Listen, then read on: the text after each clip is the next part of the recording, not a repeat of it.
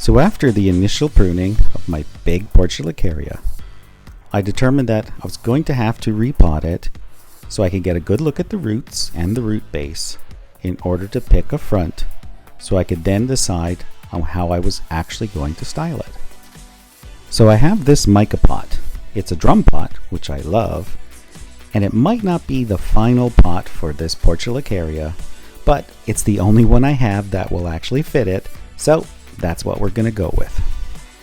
And as you can see, when I first take it out of the nursery pot, it has a lot of fibrous roots, so this is a great first sign. So I start the long, tedious process of scraping away all the soil and trying to expose what I'm hoping is going to be a great root base. So when I'm working around the base of the trunk, I try to be a little more careful because I don't want to accidentally damage any of the roots that could be in the final composition.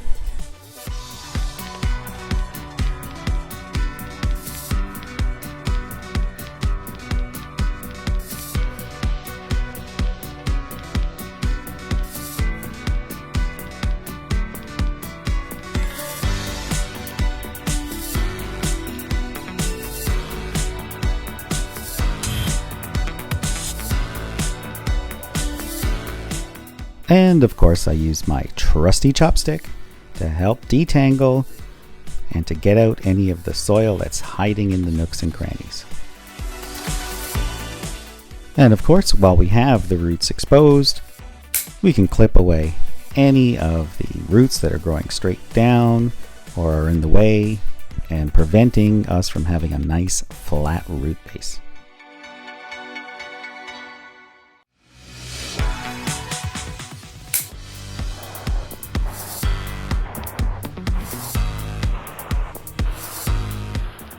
And of course, any of the weird roots coming upwards or coming out on funny angles, we're going to go ahead and chop those off as well.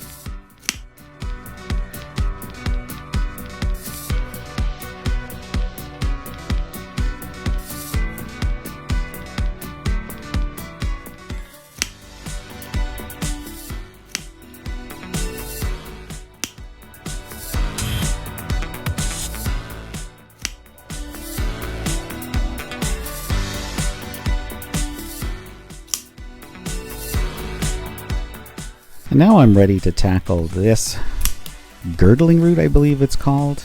It goes up and around and under. And so I just chop away at it.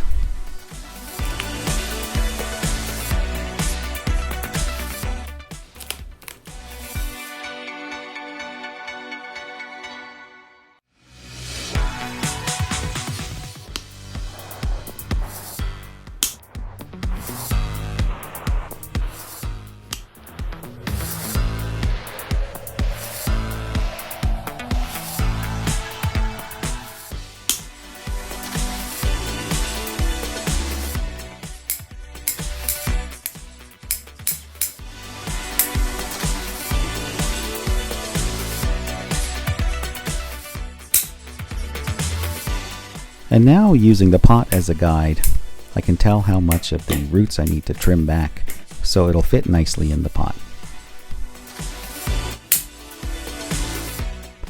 And of course, no root work session would be complete without continuing to work to get that nice flat root base.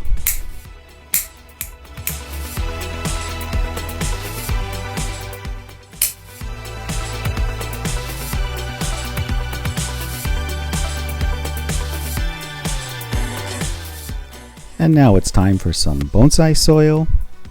This, of course, being my usual soil, the Nigel Saunders original recipe, which is 40% perlite, 40% safety zorb or calcined clay, and 10% composted pine bark fines.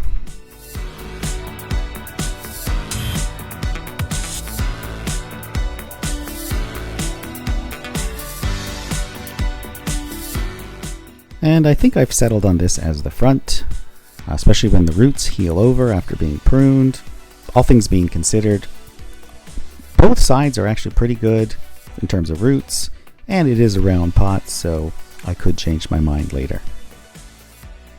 And now to snip off some of those stragglers who are trying to escape. So I put a bit of rubber tubing over the wire, just so it won't hurt the roots. I don't usually use wire, but I didn't think I had enough nice big rocks to hold this guy securely in the pot.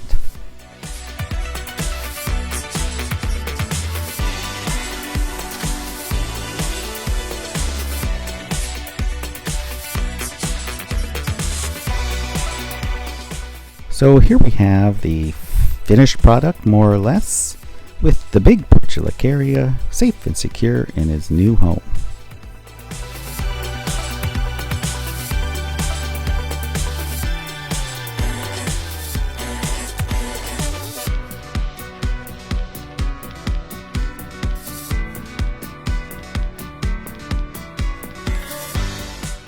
And actually here you can see there were a few more roots sticking up that I was able to snip off, and I put a light sprinkling of the safety zorb over top just to hold down the perlite when I water. And so now I think I'm ready to study the tree and figure out what I'm going to do next for his initial styling.